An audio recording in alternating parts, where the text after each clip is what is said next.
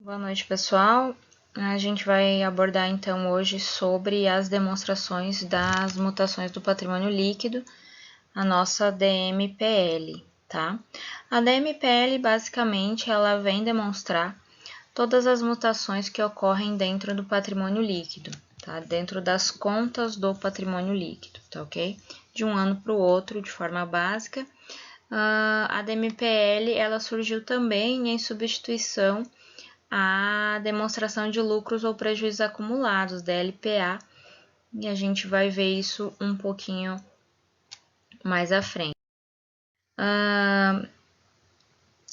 Para que serve, então, a demonstração de mutação de patrimônio líquido? A demonstração de mutação de patrimônio líquido, ela fornece a movimentação do exercício nas mais diversas contas de patrimônio líquido, né? Então, ela vem evidenciando aí todas as modificações que aconteceram no patrimônio líquido, né? Ela indica a origem e o valor de cada acréscimo ou diminuição do patrimônio líquido. Então, ela vem evidenciando aí tanto os acréscimos quanto as diminuições do patrimônio líquido. E ela contempla as mais diversas demonstrações contábeis, né? Então, ela vai pegar balanço patrimonial, ela vai pegar a DRE no sentido do resultado do exercício, então ela vai absorver essas informações das mais variadas demonstrações. A DMPL, a demonstração de mutação do patrimônio líquido, ela indica claramente a formação e a utilização de todas as reservas do capital, tá? Então, se eu tenho reserva legal, reserva de contingência, reserva estatutária, então ela vai demonstrar tanto a criação quanto a modificação dos saldos dessas reservas, tá? Ela também serve como auxiliar para o cálculo da distribuição dos dividendos obrigatórios, né? Pois ela vai evidenciar como está o patrimônio líquido, em que contas estão contempladas esse totalizador do patrimônio líquido. Então, como consequência, a gente vai conseguir visualizar qual será a melhor forma de distribuição desses dividendos. Quando a gente passou a elaborar a DMPL, a demonstração de patrimônio líquido, a gente deixou de elaborar a demonstração de lucros ou prejuízos acumulados. Por quê? Porque uma das colunas, como a gente vai ver mais à frente, uma das colunas da DMPL, da demonstração de mutação do patrimônio líquido, é efetivamente essa conta de lucros ou prejuízos acumulados. Então, de certa forma, a DMPL absorveu a informação que se tinha na DLPA e acrescentou ainda alguns outros fatos modificativos do patrimônio, tá? Então, a DMPL absorveu a DLPA. Bom, pessoal, o ato normativo, a instrução que rege a demonstração de mutação do patrimônio líquido foi a instrução da Comissão de Valores Mobiliários número 59, tá?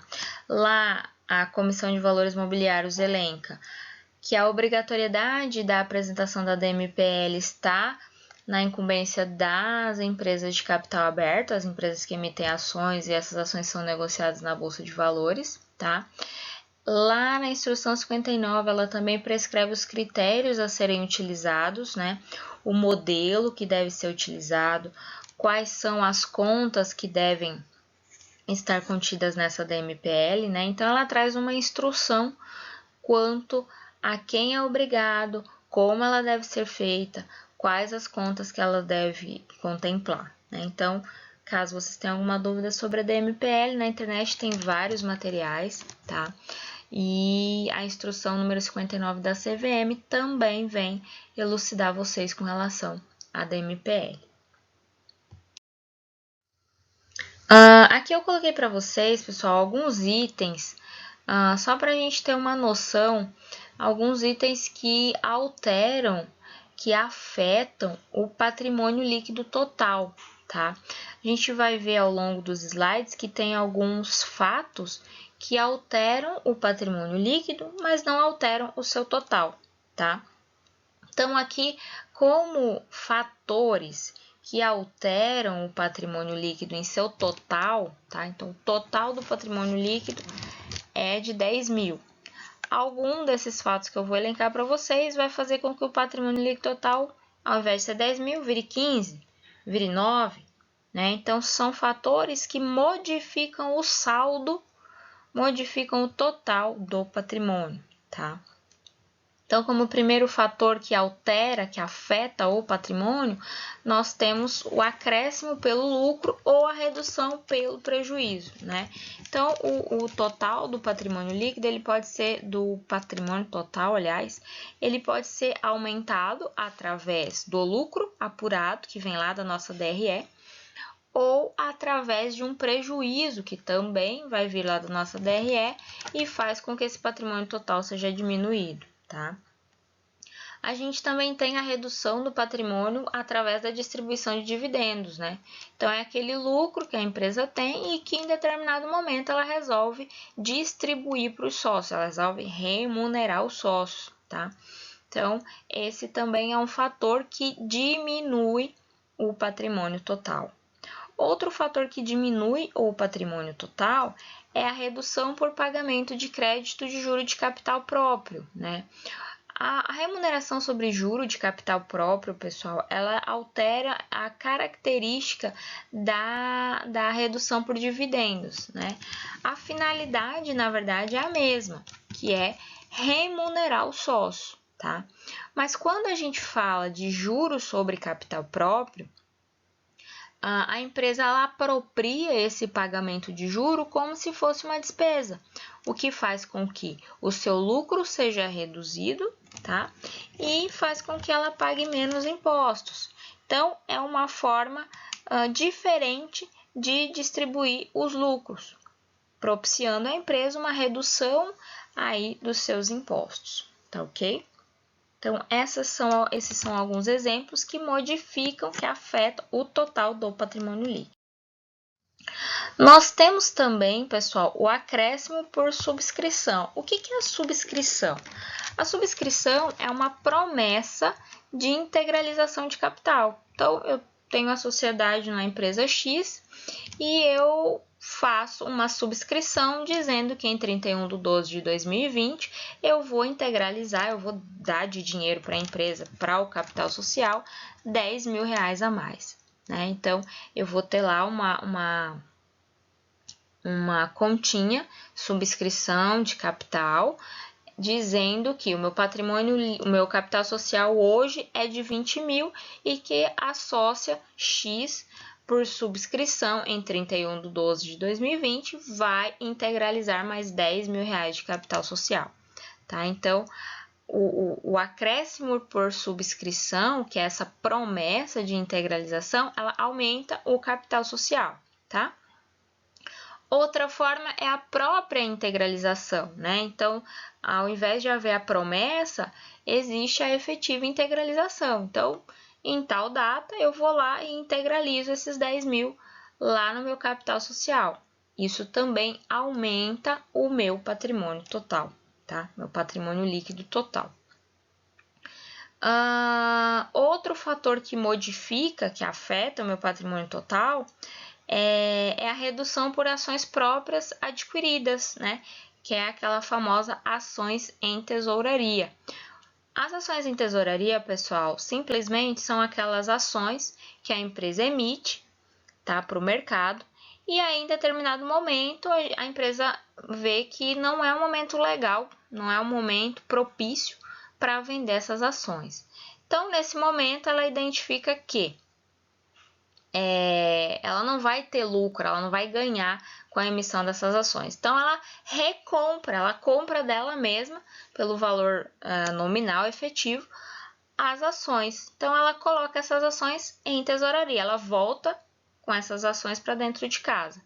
E essas ações em tesouraria, essa recompra, ela diminui o patrimônio líquido, tá? Ele aumenta quando ela emite essas ações, porém ele é reduzido porque ela recompra, tá? Então, nesse sentido, existe uma redução do patrimônio. Quando a gente fala em acréscimo por sua venda, é aquele valor residual, aquele valor diferente, né? Então, eu coloco a minha ação pelo valor nominal de R$10. E aí, alguém do mercado vai lá e me compra essa ação por R$20. Então, essa diferença de R$10 vai me propiciar um acréscimo, um aumento no meu patrimônio. Então, ela vai modificar o meu patrimônio total. Outro fator de acréscimo ou redução pode ser algum ajuste de exercícios anteriores, tá bom, pessoal? Não é muito comum. As mutações, então, que não afetam o patrimônio total. Ela vai modificar, vamos dizer assim, o miolo ali das minhas contas de patrimônio líquido, mas o saldo final do meu patrimônio líquido, ele não vai ser modificado, tá? Então, a gente tem aumento de capital com a utilização de lucro e reserva. Então, eu tenho lá no meu patrimônio líquido reserva de lucro de 10 mil e eu resolvo integralizar isso como capital social. Tá tudo dentro do patrimônio líquido, mas eu vou trocar de uma conta para outra. O saldo final não vai se modificar. Então, esse tipo de lançamento, ele não afeta o total do meu patrimônio líquido. Redução da conta de lucros para a formação de outros tipos de reserva. Então, eu tenho um lucro de R$100 mil e resolvo utilizar R$50 mil desse lucro para uma reserva de contingência, por exemplo. Né? Então, eu vou guardar esses 50 mil para uma eventual contingência que eu estou prevendo.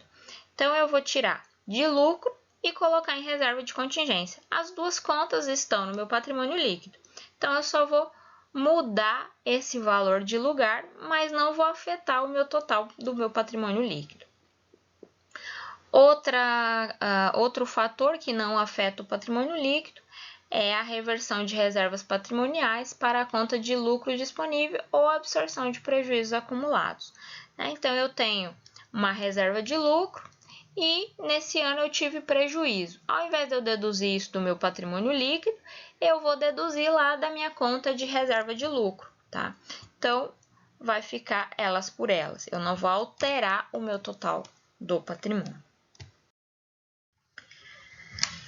Aqui eu coloquei para vocês, pessoal, algumas técnicas de preparação da DMPL, tá? A preparação ela é relativamente simples, tá? A gente vai fazer uma planilha e representar de forma coordenada e sumária as movimentações ocorridas dentro de um exercício nas mais diversas contas do patrimônio líquido, tais como capital social, reserva de capital, reserva de lucro, ajuste de avaliação patrimonial. O ajuste de avaliação patrimonial, pessoal, nada mais é do que o aumento de um elemento do ativo que sofreu uma avaliação, né? Essa avaliação com base em laudos técnicos, né, devidamente aprovados pelas assembleias. Então, vamos supor, eu sou uma companhia de capital aberto e uns 5 anos atrás eu adquiri um terreno. Esse ano eu fiz uma reavaliação desse terreno. Então, na época eu comprei o terreno por 50 mil. Após esses 5 anos, esse terreno se valorizou e passou a valer 150 mil reais.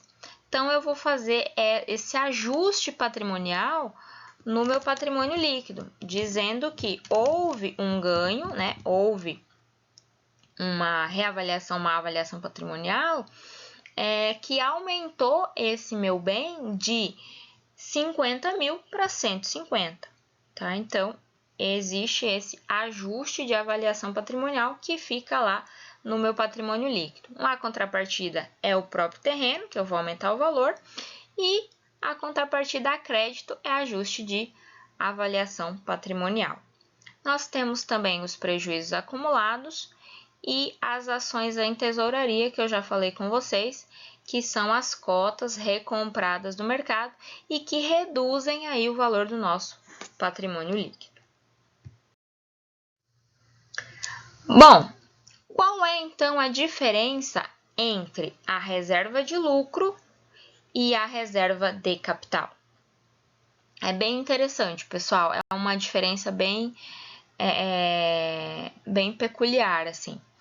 A diferença básica é quando a gente trata de reserva de capital, a gente não tem o envolvimento da atividade operacional, né? Ela não, essa reserva de capital, ela advém de um ganho, né? De um ágio que a empresa tem com a emissão dessas ações, né? Então, eu coloquei a minha ação, o valor nominal é de R$10 e eu vendi no mercado por 20, né? Então, houve um ágio, houve um ganho de R$10 por ação. Esse ganho de R$10 vai ficar lá em reserva de capital, aumentando o meu patrimônio líquido, tá? Quando eu falo em reserva de lucro, eu já falo o próprio nome já diz, de lucro, né? Para que haja lucro, é preciso que haja toda a atividade operacional da empresa, né? Então, esse é o grande diferencial. Quando eu falo em reserva de capital, não existe um esforço, não existe envolvimento de atividade operacional nesse ganho. Quando eu falo em reserva de lucro, existe diretamente a relação com a atividade operacional. A empresa teve que girar a sua atividade, ela teve que proceder com um esforço para que ela obtivesse lucro, né? Então, essa é a grande diferença entre reserva de capital e reserva de lucro, tá ok? Então, a reserva de capital, elas são os ágios, que são os ganhos, ou deságios. Pode haver o contrário, né? Eu posso vender a ação pelo valor menor do que ela realmente vale, tá? Também pode acontecer. Então, são os ágios e deságios das negociações das ações das empresas, recursos, esses recebidos pela empresa, que não afetaram, ou melhor, que não passaram pelo resultado como receita, né? Então, a gente percebe que não tem nada a ver com a atividade operacional, né? Por serem recursos direcionados ao reforço de capital, né? Então, esse ágio ele é destinado ao reforço do capital, em nada tem a ver com a atividade operacional. Isso sem ter como contrapartida nenhum esforço da empresa, ou seja, sem a venda de bens ou prestação de serviço. Um exemplo é o ágio na emissão de ações, se assim for determinado pela Assembleia. A reserva de capital ela é proveniente, pessoal, da continha simples, o valor nominal, que é o valor patrimonial, ou seja, é o patrimônio líquido, dividido pelo número de ações que eu vou disponibilizar. Então, meu patrimônio líquido é de R$100 mil e eu vou disponibilizar 100 mil ações. Então, cada cota vale R$1. E o valor financeiro, né? A diferença entre esse valor financeiro, que é efetivamente o valor que foi vendido. Então, o meu valor nominal é de R$1, mas eu vendi por R$2, por 3, por 5, né? Aí, nesse caso, está havendo um ágio, tá? Já a reserva de lucro são contas de reserva formadas pela apropriação do lucro da empresa. Então, houve lucro e eu me apropriei como uma reserva de lucro. Sendo esse recurso consequente dos esforços da empresa, né? As reservas de lucro mais utilizadas hoje em dia, pessoal, coloquei aqui para vocês, são a reserva legal, né? Que essa reserva existe basicamente para dar proteção a um credor, né? Então, a reserva legal geralmente é no máximo 25% do capital social da empresa, tá ok? E ela existe, ela é um dinheiro que fica guardado, um fundo que fica guardado para proteção do credor, proteção das pessoas que a companhia deve, tá? A reserva estatutária é uma reserva própria criada através de um estatuto, tá? Então, no estatuto diz que eu preciso criar uma reserva de 10% do capital social para remunerar os sócios, para investimento, né? Então, essa reserva estatutária ela é determinada em assembleias através de uma discriminação do estatuto, tá? A gente tem também as reservas para contingência, né? Que essa reserva de contingência é uma reserva criada como um fundo emergencial, vamos dizer assim, né? Então, vamos supor, eu tenho 2 filiais. Eu começo a identificar que a filial A, ela não está rendendo o tanto que eu esperava. E lá eu tenho 50 funcionários, né? Imagina que daqui a 2 anos eu estou imaginando que eu vou fechar essa filial e eu vou ter um passivo enorme com relação à multa de FGTS, à rescisão trabalhista, né? Hoje eu posso constituir uma reserva de contingência com um valor estimado mais ou menos dessas rescisões e desse FGTS, em que eu vou guardar durante esses 2 anos o valor que eu vou precisar para poder fechar a minha filial. Então, mais ou menos um exemplo para vocês de reserva de contingência. É uma estimativa, uma perda que a empresa vai ter, um valor volumoso que a empresa vai ter como passivo e que em determinado momento ela resolve se preparar guardando o dinheiro nessa reserva, nesse fundo, nessa reserva para contingência. Também é muito comum nas companhias de capital aberto, principalmente aquelas que têm muitos passivos com relação ao meio ambiente, por exemplo, a Vale, a Petrobras, tá? Então, é bem comum no patrimônio líquido dessas empresas terem tanto reserva legal quanto reserva de contingência.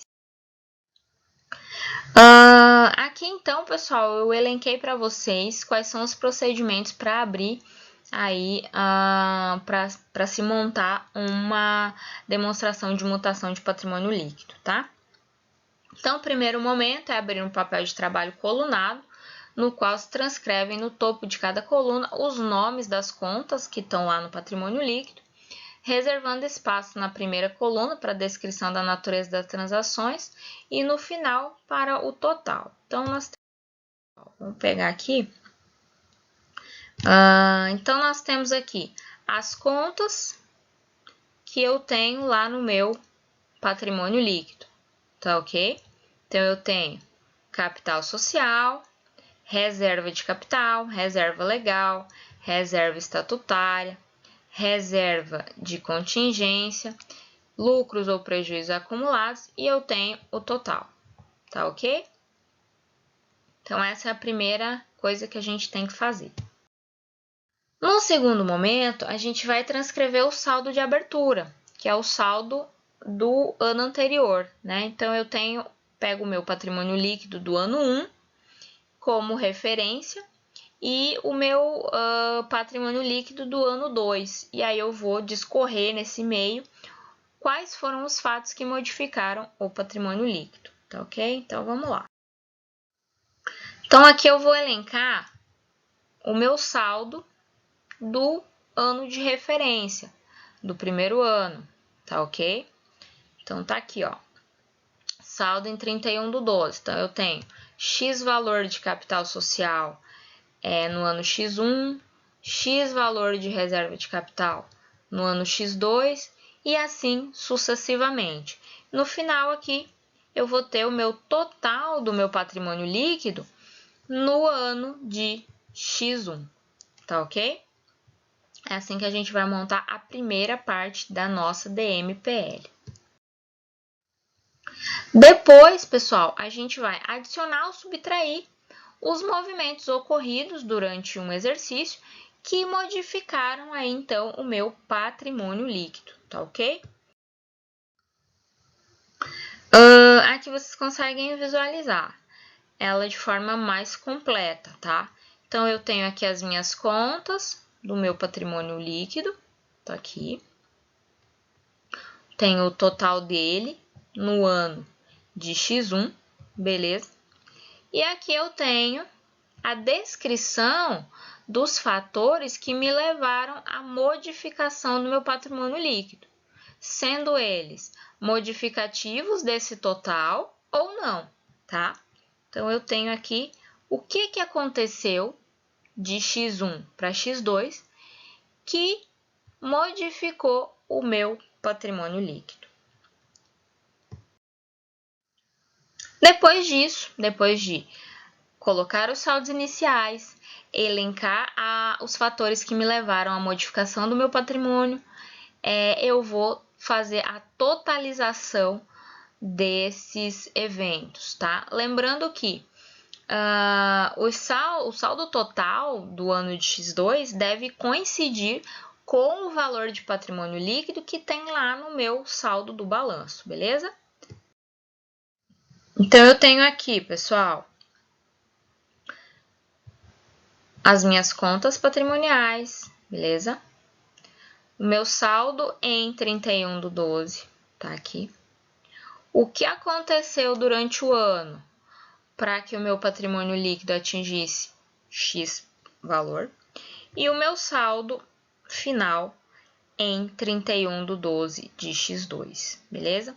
Totalizado por conta aqui e totalizado também por total de capital social, tá? Então, a gente percebe que é bem simples, é uma planilha em que a gente vai colocar o saldo inicial, os fatores que modificaram o patrimônio e, como consequência, a gente vai obter o saldo final, que deve ser o mesmo valor do nosso balanço patrimonial lá na nossa parte de patrimônio líquido, beleza? No modelo da DMPL apresentado a seguir, estão na coluna de prejuízos acumulados as mesmas informações que a gente teria lá na nossa DLPA, demonstração de lucros ou prejuízos acumulados. Pessoal, ó, tá vendo? Essa coluna aqui, de lucros ou prejuízos acumulados, era a nossa antiga DLPA, tá?